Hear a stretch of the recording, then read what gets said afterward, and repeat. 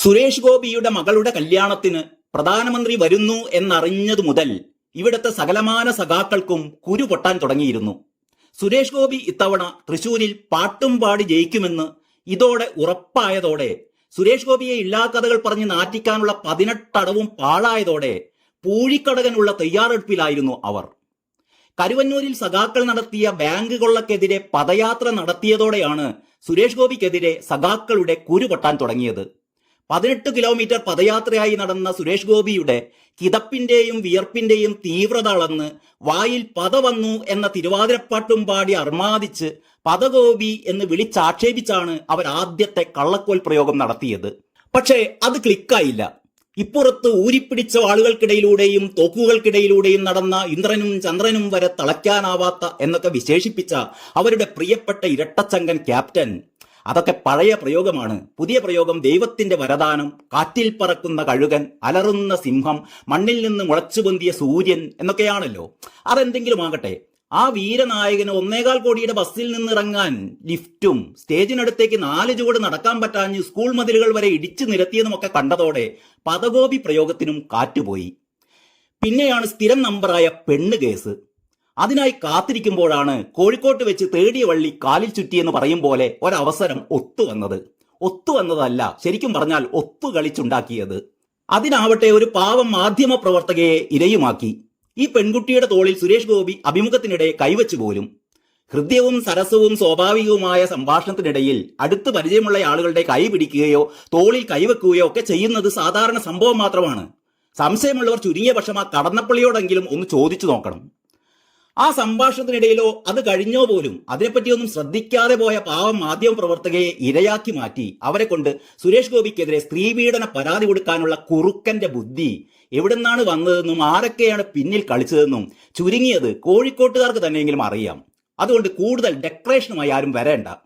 അതിന്റെ പേരിൽ കൂടുതൽ കടുപ്പത്തിലുള്ള ചാർജുകളും ഇട്ട് ഇലക്ഷനോടനുബന്ധിച്ച് സുരേഷ് ഗോപിയെ പൂട്ടാമെന്നാണ് സഖാക്കൾ ഇപ്പോൾ മനപ്പായസം ഉണ്ടുന്നത്. പക്ഷെ എന്ത് ചെയ്യാനാ, ഓരോ തവണ സുരേഷ് ഗോപിക്കെതിരെ കള്ളക്കഥകൾ ചമയ്ക്കുമ്പോഴും സുരേഷ് ഗോപിയുടെ ജനപിന്തുണയുടെ ഗ്രാഫ് അങ്ങനെ ഉയർന്നുയർന്നു പോവുകയാണ്. അതെന്തപ്പ അങ്ങനെ? അതാണ് സുരേഷ് ഗോപി.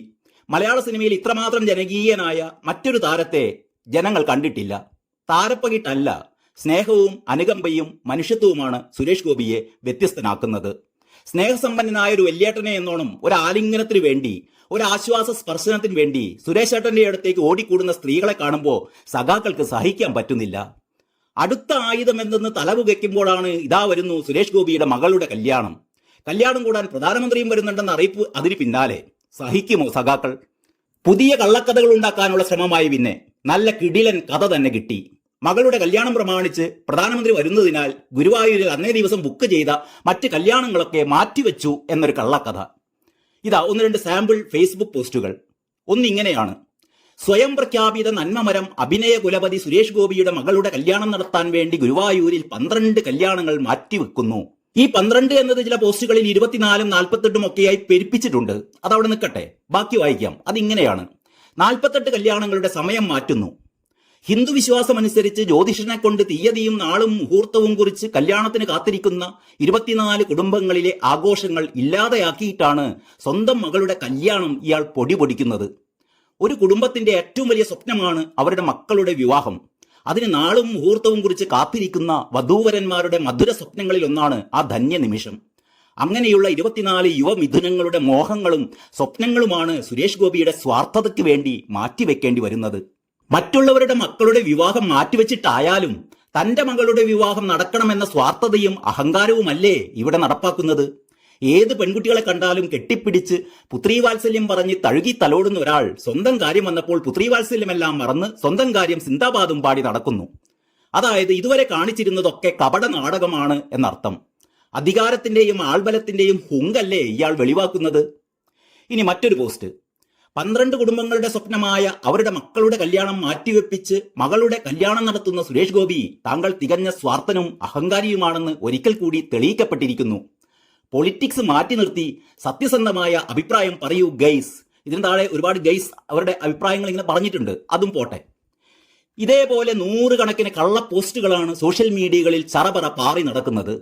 സ്ത്രീപീഡകനായ സുരേഷ് ഗോപി കല്യാണം മുടക്കി കൂടിയാണെന്ന് സ്ഥാപിച്ചെടുത്താൽ തൃശൂരിൽ സുരേഷ് ഗോപിയെ തോൽപ്പിക്കാമെന്നാണ് പാവം സഖാക്കളുടെ സ്വപ്നം.